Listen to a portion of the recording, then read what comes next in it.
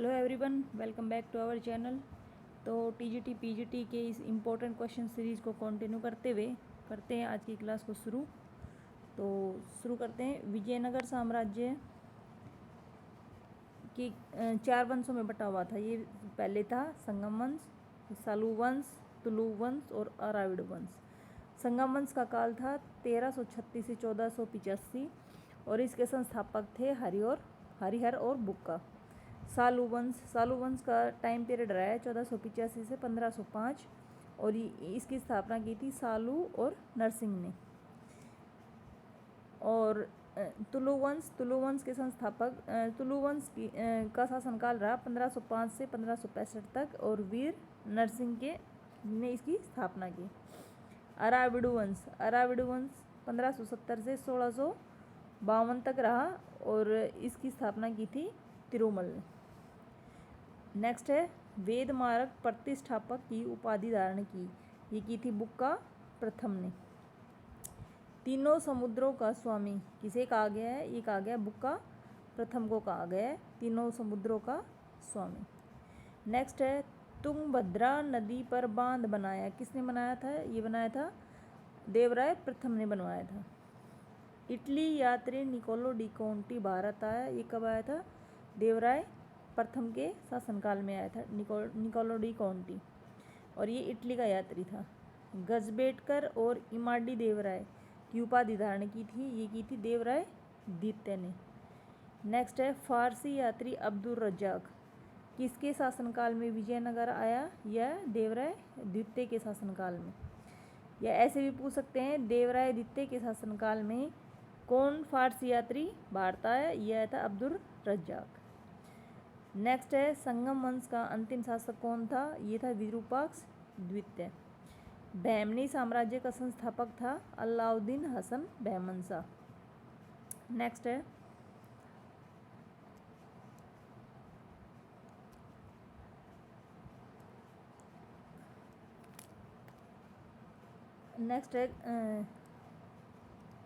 संगम वंश का अंतिम शासक विरूपाक्ष। अच्छा, गुलबर्गा, दौलताबाद, बरार और बीदर को विभाजित किया था मोहम्मद शाह प्रथम ने। मोहम्मद शाह प्रथम ने गुलबर्गा, दौलताबाद, बरार और बीदर को विभाजित किया। बीजापुर के संस्थापक थे ये थे यूसुफ आदिल शाह। अहमदनगर से थे मलिक अहमद। बरार से थे इमाद खां। गोलकुंडा से थे कुली कुतुब शाह और बीदर से थे अमीर अली बरीद। और बाबर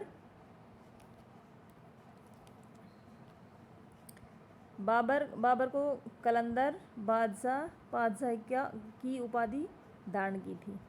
बाबर ने कौन कौन सी उपाधि धारण की थी? कलंदर की, बादशाह की उपाधि धारण की। और ये कब की थी? काबुल विजय के बाद की थी। मुंबईयान पदम शैली का जनक कौन था? ये था बाबर। नेक्स्ट है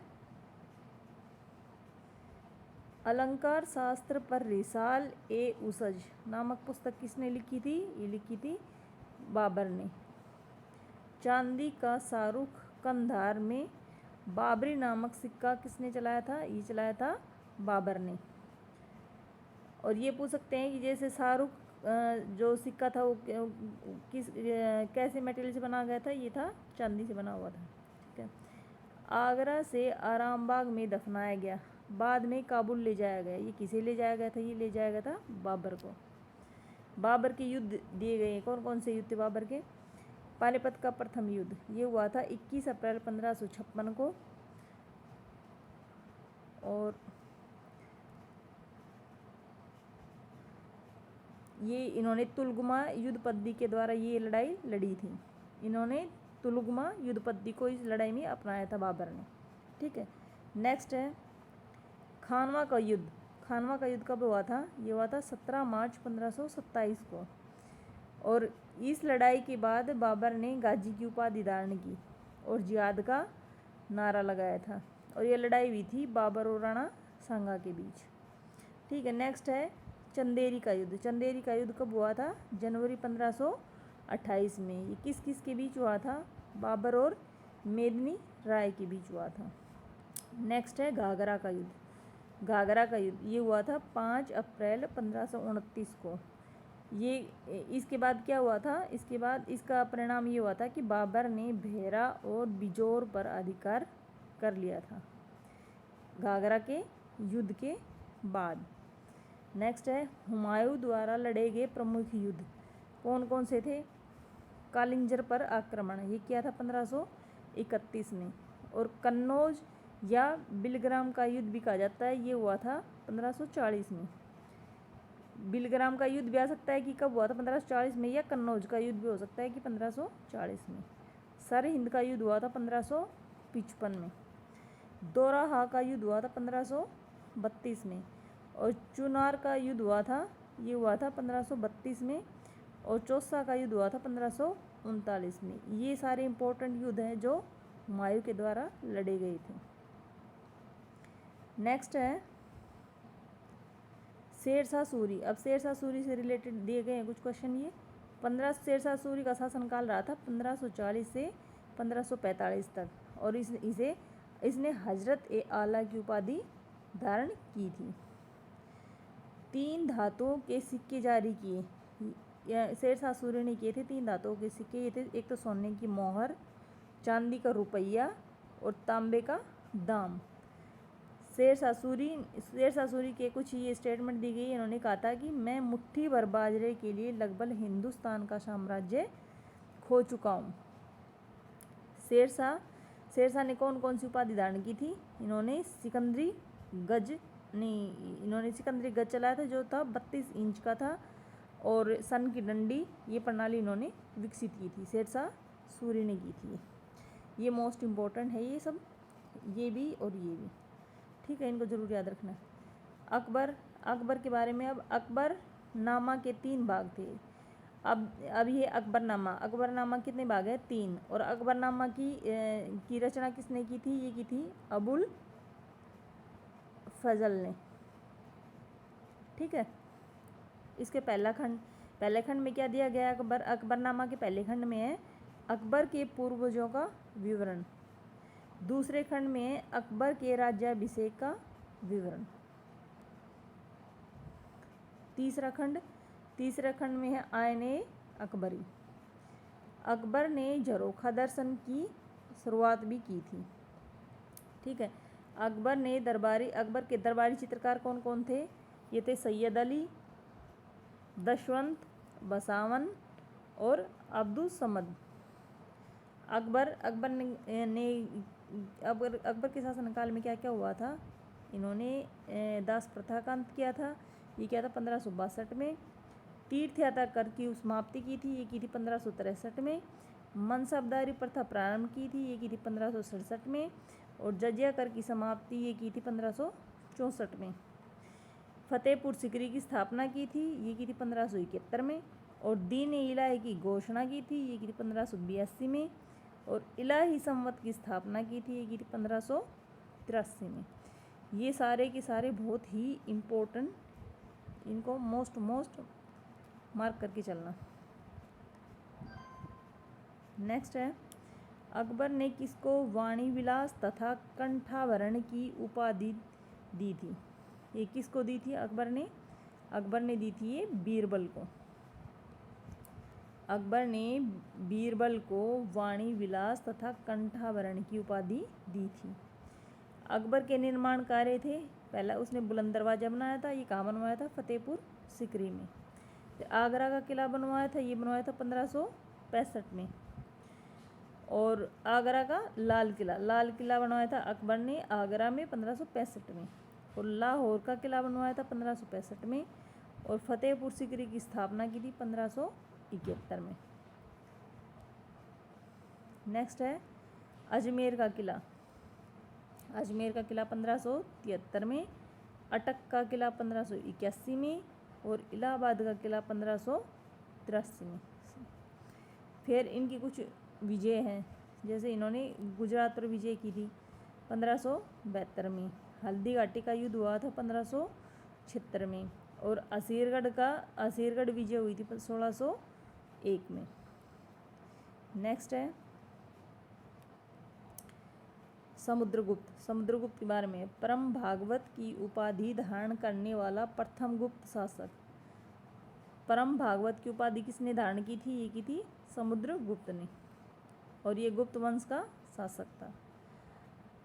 नेक्स्ट है परम भागवत। परम भागवत का परम भागवत में क्या दिया गया है? परम भागवत कहाँ पे? गया में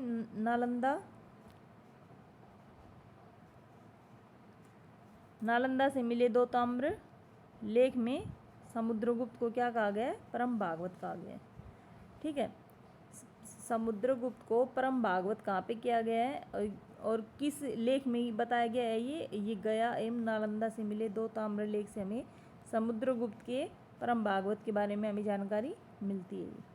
ठीक है, चीनी बौद्ध यात्री फाहियान भारत आया था। ये कब आया था भारत? चंद्रगुप्त द्वितीय के शासनकाल में।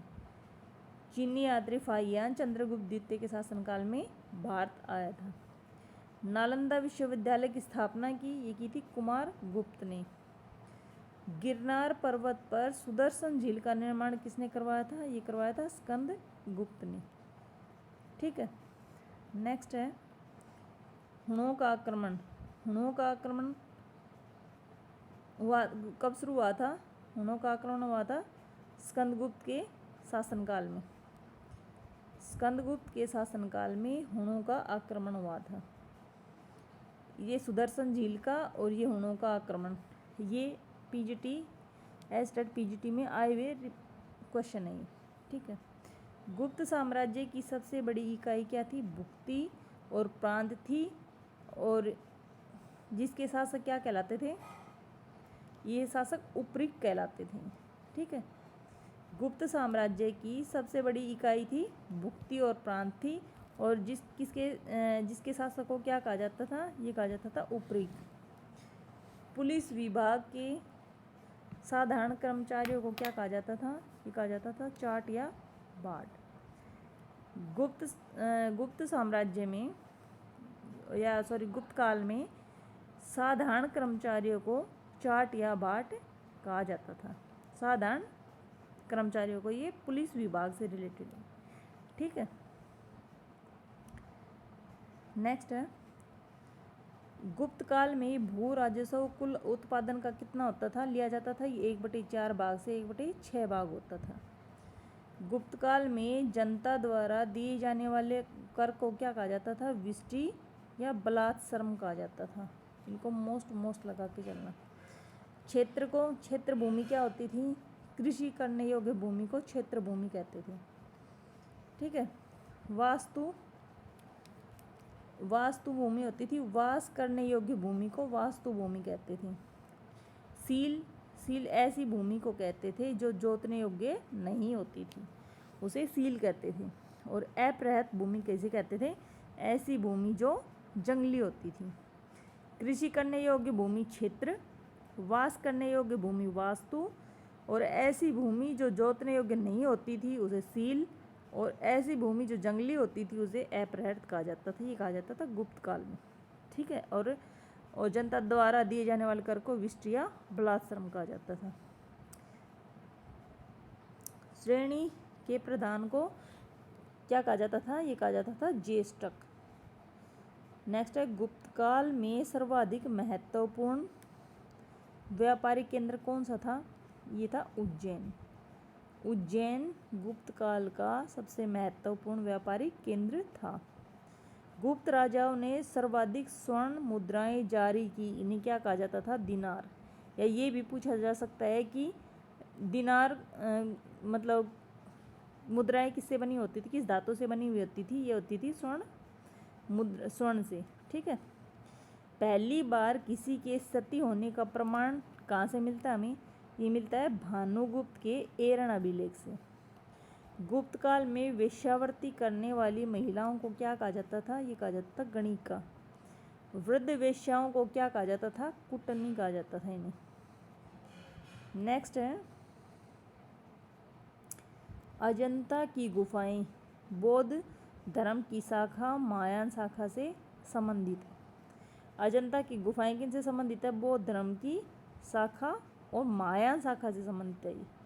अजंता की गुफाएं 17 में बुद्ध के जन्म, जीवन, महानिष्क्रमण और महापरिनिर्वाण की घटनाओं से संबंधित चित्र उद्धृत।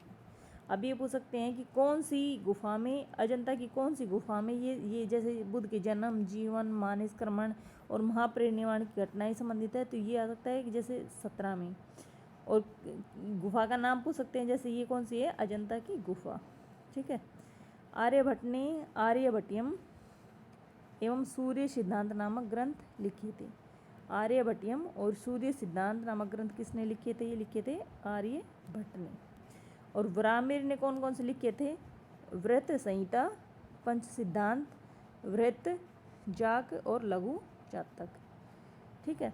और गुप्त काल में चांदी के सिक्के को क्या कहा जाता था? ये कहा जाता था रुपये का।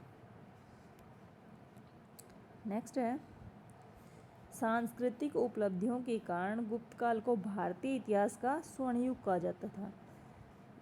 गुप्त काल को भारतीय इतिहास का स्वर्ण युग क्यों कहा जाता था? इसकी सांस्कृतिक उपलब्धियों के कारण।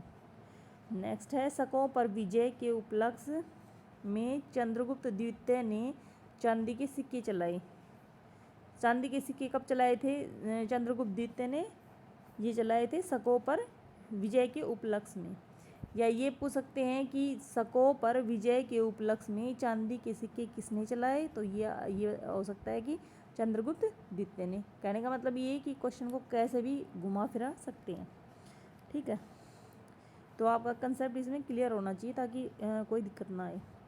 उपनिषदों का फारसी में अनुवाद करवाया था, ये करवाया था दारा शिकोह ने। दारा शिकोह ने उपनिषदों का फारसी में अनुवाद करवाया था। दारा शिकोह को लघु अकबर किसने कहा था? ये कहा था लेनपुल ने। धर्मत का युद्ध कब हुआ था? ये हुआ था 1658 में। किस किस के बीच हुआ था? ये हुआ था औरंगजेब, मुराद और दारा शिकोह के बीच हुआ था। ठीक है। नेक्स्ट है सामूगढ़ का युद्ध। धर्मत का युद्ध हुआ था 1658 को और सामूगढ़ का युद्ध भी 1658 को हुआ था। ये किस किस के बीच हुआ था? मुराद, औरंगजेब, दारा शिकोह के बीच हुआ था। ठीक है। नेक्स्ट है देवराय का युद्ध। देवराय का युद्ध हुआ था 1659 को। किस किस के बीच हुआ था? औरंगजेब व दारा शिकोह के बीच हुआ था। ठीक है। 2 बार राज्याभिषेक होने वाला मुगल शासक कौन था? ये था औरंगजेब। औरंगजेब एक ऐसा शासक था जिसका 2 बार राज्याभिषेक हुआ था। ठीक है। नेक्स्ट है सिखों के 9वें गुरु कौन थे? सिखों के 9वें गुरु ये थे गुरु तेग बहादुर। और इसकी हत्या किसने करवाई थी? ये करवाई थी औरंगजेब ने। औरंगजेब ने जजिया कर 1679 ईस्वी में दोबारा शुरू किया और नौरोज उत्सव तथा झरोखा दर्शन समाप्त किया और संगीत पर इन्होंने प्रतिबंध लगाया। ये मोस्ट इम्पोर्टेंट लाइन है, इनको ध्यान से देखना कि औरंगजेब ने जजिया कर को दोबारा कब लगाया था? ये लगाया था 1679 में।